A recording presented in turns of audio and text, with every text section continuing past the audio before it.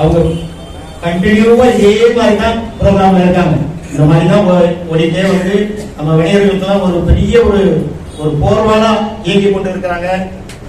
அவர்களை இந்த நேரத்திலே நம்ம சங்கத்தின் சார்பாக மீண்டும் மீண்டும் மீண்டும் அவர்களுக்கு நன்றி கடனாக இருப்போம் என்று உறுதி கூறுகிறேன். அதை போன்று கடந்த மே 5 மதுரையிலே மாநாடு நடந்தது. அது ஒரு பெருந்தரலாக அமைந்தது. அந்த நிகழ்ச்சியிலே அமைச்சர்கள் கலந்து கொண்டார்கள். நமது மாநில தலைவர்கள் சில கோரிக்கைகளை வலியுறுத்தி கண்டினியூ நிறுத்தாமல் அதிக நேரம் பேசி அவர்களுடைய வருத்தத்தையும் ஆவேசத்தையும் பார்த்துக் கொண்டு அங்கே வருகின்ற அமைச்சர் அவர்கள், ஒன்று அனிதா ராதாகிருஷ்ணன் அவர்கள், 2 மூர்த்தி அவர்கள், இவர்கள் 2 பேருமே அண்ணாச்சி கேட்ட கேள்விக்கு எப்படி சமாளிக்கலாம், எப்படி சமாளிச்சு பதில் சொல்லலாம் மாதிரி அனிதா ராதாகிருஷ்ணன் அமைச்சர் சொல்றாங்க, நான் அமைச்சர் மட்டும்தான், உங்களுடைய மாநில தலைவர் எந்த நிமிஷமும் தமிழ்நாடு சிஎம் வசம் நீங்க எந்த நேரமும் அப்பாயின்மெண்ட் இல்லாம அவர் பார்க்கக்கூடியவர். அப்படிப்பட்ட தலைவர்களுக்கு நாங்க என்ன பதில் சொல்ல போறோம் அப்படி என்று மாநில தலைவர் கூட்டத்திலே அனிதா ராதாகிருஷ்ணன் அமைச்சர் சொன்னாங்க.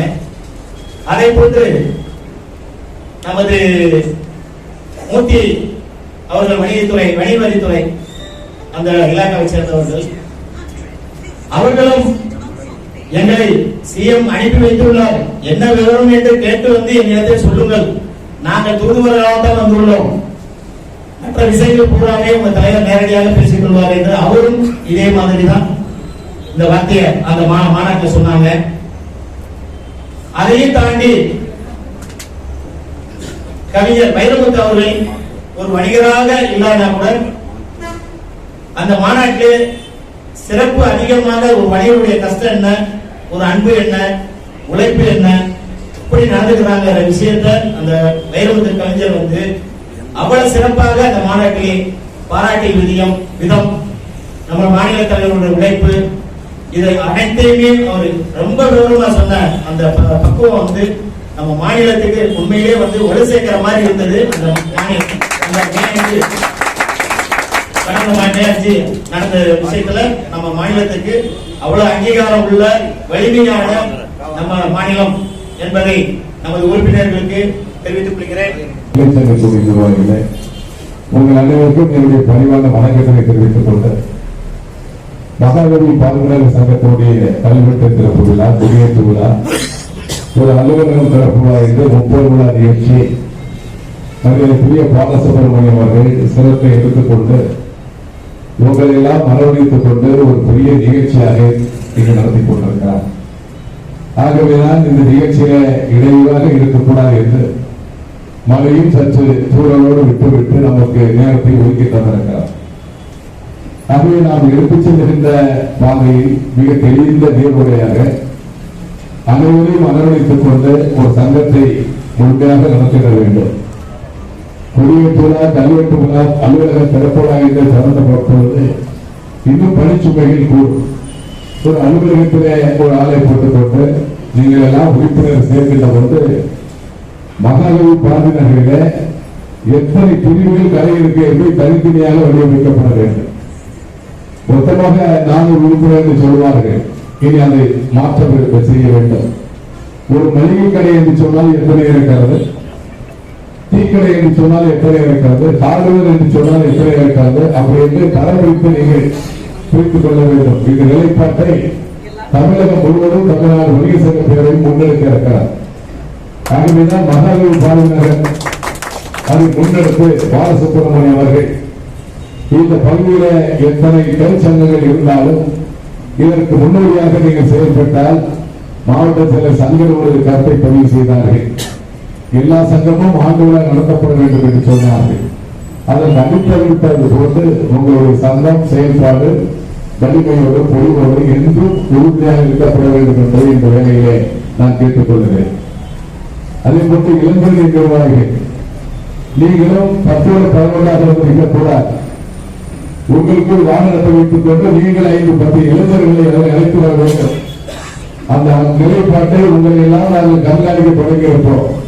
தொடர்ந்து அந்த நிகழ்ச்சியில பல்வேறு நிகழ்ச்சியில நீங்கள் இது போன்று 10-11 வருவீர்களானால் அந்த பணியை மாற்றிக் கொடுக்கக்கூடிய நிலை ஏற்பட்டது. இதுதான் தமிழ்நாடு வணிகர் சங்க பேரமைப்பு கட்டமைப்பு மிக வலிமையாக அறிவித்திருக்கிறார்.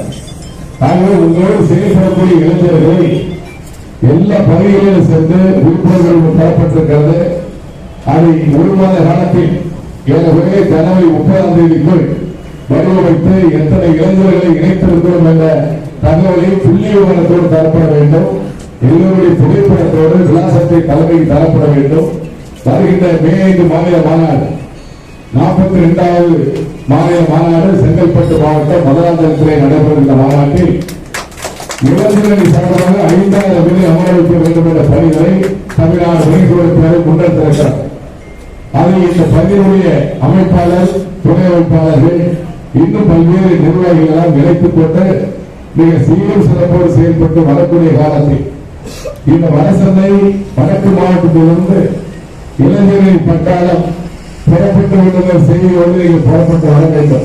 அந்த நிகழ்ச்சியை தொடர்ந்து நீங்கள் பயணம் செய்ய வேண்டும். சங்கம் இருக்கிறது, இன்றைய சங்கத்தோடு நாமும் செல்லலாம் என்ற எண்ணம் கட்டாயம் இருக்கப்பட வேண்டும்.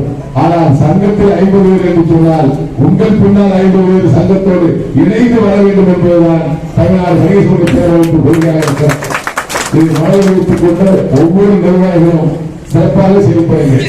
அதே போலதான் மகளிரணி சகோதரிக்கு விண்ணப்பம் பாக்கியம் கோரிக்கை வைத்திருக்கிறோம். 100 பெண்கள் மாநாட்டுக்கு சீருடை அணிந்து சீருடை என்று சொன்னால் உங்களுக்கு புறமை தயாராகி கொண்டிருக்கிறார். அதை அணிவித்துக் கொண்டு நீங்கள் அத்தனை பேரும் கொடியை கையிலே கொடியேற்றி வர வேண்டும் என்று சொன்னால் இப்பொழுது பாலசுப்ரமணியர்கள் சொன்னார்கள். பல்வேறு சட்ட பிரச்சனைகள், பல்வேறு இடர்பாடுகள் இருப்பதை சொன்னார்கள். பெண்கள் எல்லாம் குடிபிடித்து போராடக்கூடிய காலம் மீண்டும் வந்திருக்கிறார். நாட்டில் சுதந்திர போராட்ட காலத்தில் தான் ஈழ தமிழ்ச்சி என்ற பட்டம் தமிழகத்தில் உண்டு. நம்முடைய தாய் வழிபாடை பிடித்திருக்கிறோம் என்று சொன்னால் ஈழத்தோடு இருப்பான் என் மகன் என்று தன்னுடைய தாய் சொல்லுவார். குழுவுக்கு செல்கின்ற பொழுது தாய் தான் கட்டி எடுத்து மகன் கையிலே கொடுத்து எதிர்களை வெட்டி வீழ்த்தி விட்டு வா என்று சொல்லுவான். அதை கொண்டு பெண்கள் நீங்கள் எல்லாம் பேரவை புள்ளியை கொடியை பிடித்து வருகின்ற பொழுது உங்கள் கணவன் சொல்ல வேண்டும், இந்த சட்டத்திலிருந்து மனிதர்களை காப்பாற்று, நீங்களும் புள்ளியோடு கொடி பிடித்து வா என்று பெண்களை அழைக்க அந்த பானை பெற்றுக் கொண்ட ஒவ்வொரு பெண்களும் நீங்கள் உள்ளே வருகின்ற காட்சியை பார்க்கின்ற பொழுது மாநில மத்திய அரசு உளவுத்துறை பிரிவில் இருந்து பெண்கள் எல்லாம் குடிபிடித்து போராட தொடங்கிவிட்டார்கள். முதலமைச்சர் அவர்களே, பாரத பிரதமர் அவர்களே, 2026 சட்டமன்ற தேர்தல் நடைபெற இருக்கிறது. பெண்கள் எல்லாம் வாக்களிக்க வேண்டும். வாக்களித்தால்தான் மீண்டும் நாம் மரியாதை ஏற முடியும். ஆகிய வணிகர்களுடைய கோரிக்கை நிறைவேற்றப்பட வேண்டும் என்ற தாரக மந்திரத்தை உங்கள் வாயால் சொல்ல வேண்டும் என்பதை சொல்லி ஒரு நல்ல சங்கத்தை நிலையெடுத்து இங்கு இருக்கின்ற இடர்பாடுகளை எல்லாம் போக்கி ஒத்துப்பட்டு இந்த சங்கத்தை வழிநடத்தி வலிமையாக யாரையும் விட்டுக் கொடுக்காமல் அவரை அழைத்து சென்று இந்த சங்கத்துடைய தலைவர் பாலசுப்ரமணியன் அவர்கள் வருகின்ற மாநில மாநாட்டில் உங்கள் வாகனத்தில் அணிவகுத்து முழுமையாக நீங்கள் வர வேண்டும் என்பதை கேட்டு இந்த நல்ல நிகழ்ச்சி ஏற்படுத்திய உங்கள் நிர்வாகிகளையும் தலைமையும் வெகுவாக பாராட்டி தொடர்ந்து பயணம் செய்யுங்கள், தொய்வில்லாத பயணம் செய்யுங்கள். இந்த அலுவலகம் எதற்காக திறக்கப்பட்டதோ அந்த நோக்கம் வெற்றி பெற எல்லாம் இறைவனை வேண்டி நான் சார்புள்ள அமைப்பை நம்புகிறேன்.